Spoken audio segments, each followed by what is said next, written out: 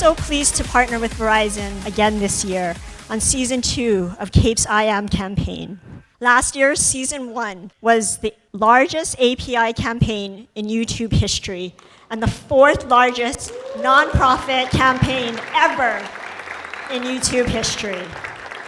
And so from there, and all of our parents, and sacrificing everything for us to come here, land of opportunity, and then now us making it entertainment, and like with all the TV shows and movies, and being here where we are, it's a beautiful time. And CAPE is such a powerful organization, because not just for Asians in America, the whole world, like Asians all over the world look at America to see what are the American Asians doing? What are the American Asians in LA and Hollywood doing? Like, we're the trendsetters. So this room is really important. All of you are very important. Tonight is really important. So let's give it up for CAPE and Verizon and the I Am campaign. It's been a long journey, it feels like, even though I know I'm still young. You know, I'm 26. I started playing the piano when I was 5 years old, like most of you here probably, forced into lessons. All the Asian kids, you know, at school. And yeah, I continued to study piano, and when I was 10, unfortunately my dad passed away. He was a big mentor to me musically. He's a conductor, musician, director, all that stuff. So when he passed away, I veered off classical music, and I started playing piano at the church where he played. So I was playing a lot of like improv stuff, just chords and melody lines and improving, basically what he did. You know, he was a great jazz pianist. So that's my musical roots. Then I picked up guitar when I was 15, wrote my first song, put it on MySpace. I put it before there was MySpace music, so it was like a real player code, you know, like a Java script. And I figured all that out, and it was just a play button. I couldn't even get text on there, you know, and booked my first show in San Diego, like my first out-of-city show. And they're like, we can give you gas money. I was like, yo, this is crazy, man. I told my friends, I was like, roll down with me. I got gas money. Let's go to San Diego. You know what I mean? So, you know, that was when I was about 16, 17 years old. And when YouTube came along, it obviously changed the game. And that's why I've been all around the world, you know, playing music. So it's been a long time. I like to measure the time I've been a professional musician by the amount of time I haven't had to ask my mom for money. So it's been like 8 years, you know? And that's kind of cool. So it's just about making my family proud and having them, you know, understand what I'm doing and be just supportive by not stopping me and being like, you need to be a nurse. You know, my mom's a nurse. She is the one making all the money. You know, my dad didn't make a lot of money, and he was doing music. And now it's possible for you to do that, you know? So, yeah, definitely grateful to be to have been able to be in this scene and professionally do it for a while. We started off kind of as a passion project. We made sausages out of Chris's apartment. And we just started doing festivals. Me and my brother are both in advertising. And, you know, you never want to work for the man. So we just started taking some of our knowledge that we learned from advertising, started a company, and, you know, we did festivals every weekend. And we started building a Yelp profile. And lo and behold, you know, we had a restaurant. And it's just been kind of a whirlwind since then. We've been on the show on the Great Food Truck Race. We won that. We got a food truck. We had a new restaurant. And it's just kind of, we've just been running with it since then. I really admire, the first time I tried soul sausage, I was at a Super Bowl party. It's at a cafe called Cafe Blue in Koreatown. You know, I'm just eating, and they're hustling, making. I was like, what is this? This is amazing. And that's the part that a lot of people don't see. And I think back of every artist. I remember Far East Movement in Chicago. One time they were performing on a little square at a club. And a lot of people weren't even paying attention to them. And then now it's just like, you know, arenas, right, and theaters. And so people don't remember that part of it, but you guys had to grind. Could you talk about that, like the beginning part of just even convincing people what you guys were doing? Talk about the grind, guys. Well, I mean, like we didn't start this project to like be where we are today. This was like literally a passion project for us. Like, you know, one day I decided to make Korean barbecue sausages, so I literally like went on YouTube, learned how to make a sausage on the internet, The next day, I went to Bed Bath & Beyond and like bought like a $99 sausage maker. With the 20% off coupon. With it, yeah, exactly. With the coupon. And then I just started literally like making these sausages like every day. And then, you know, it went from like feeding like, you know, 10 to 15 people in our backyards to feeding like 5,000 people at the Rose Bowl.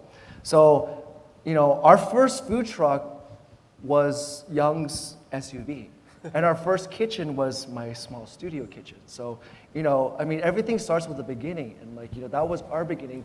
And we were so passionate about the whole project that we just like, you know, we didn't think about, you know, being like this big company, but we just wanted to do what we loved, you know, and like what we were passionate about. So with that being said, you know, I mean, you know, you guys start somewhere, and that's how we kind of started, you know.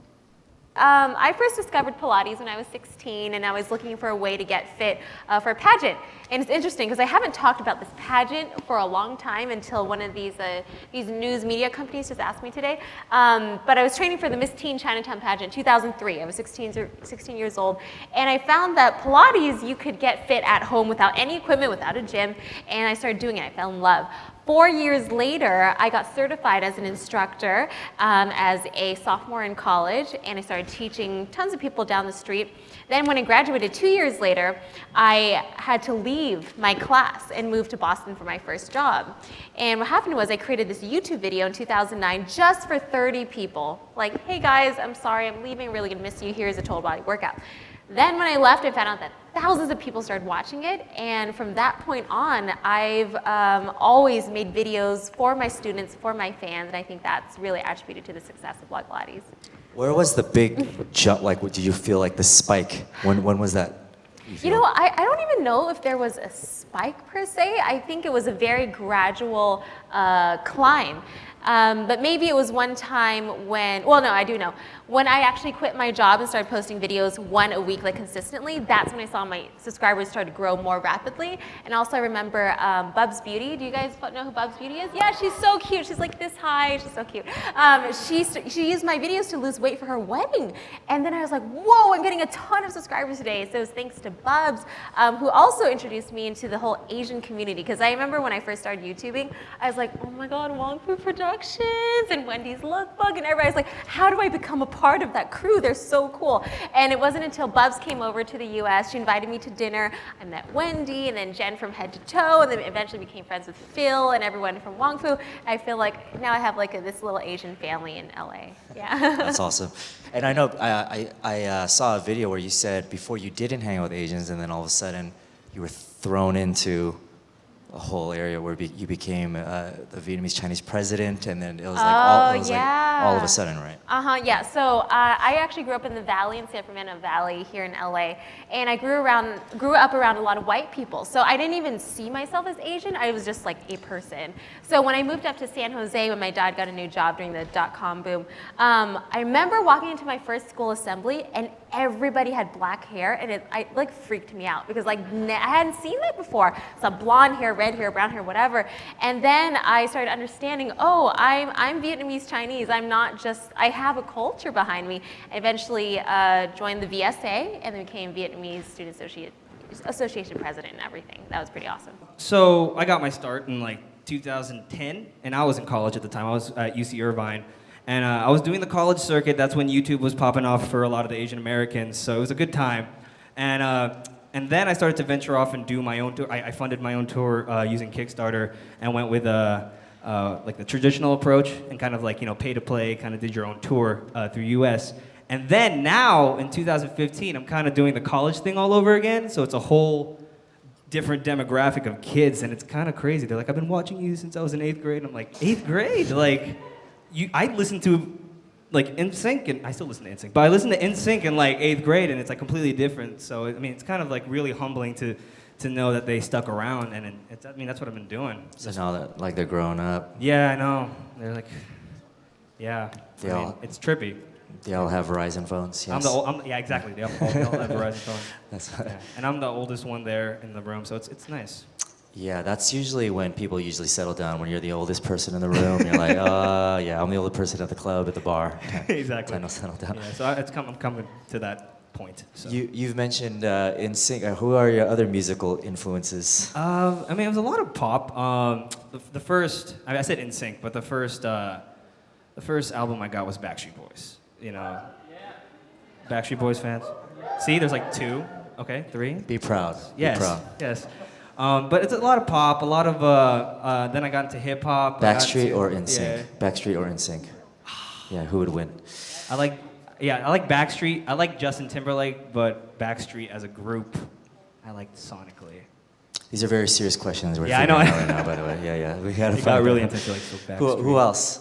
No, I listened to a lot of hip hop. I listened to a lot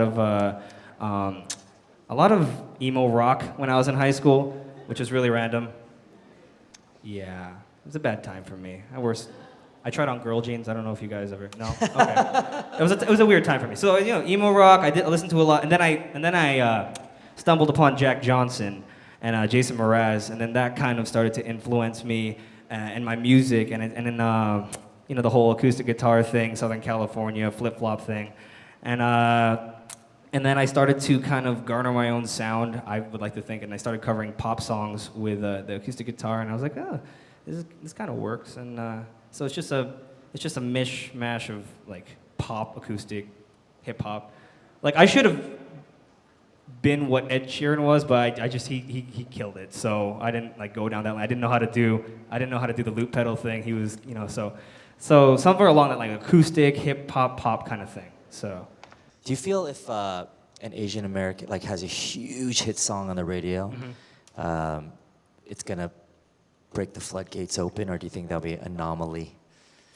I think you're speaking like Asian American, because like Psy already basically kind of just. No, did. yeah, okay, well, yeah, that Psy thing Right. was definitely interesting. That was amazing. Oh, it was amazing. But yeah, that was amazing. But in English, Yeah. you think like let's say an Asian American, Right, you know what I'm saying? Like has a huge. it would what you said. It would. Song. I think it would open up the floodgates. I think it would give a lot of us opportunity. I think it would. I mean, just to put it out there, it would just make us a little bit more relevant again, and something to jump onto. And I mean, it's gonna happen eventually. I mean, with Love it. It's gonna happen. it is. No, it Yeah, is. yeah. It is. It's just how it's gonna happen. How like. For music, it's been like, when hip hop became the biggest thing, and then at a certain point, reggaeton, everything was like Latin influence, and then I think it's just our turn It to is. go. We just gotta keep putting Yeah. good music out for Yeah. sure. So, I mean, yeah, open up the floodgates, man, and we'll do it. Let's do it. Let's do Yeah. it.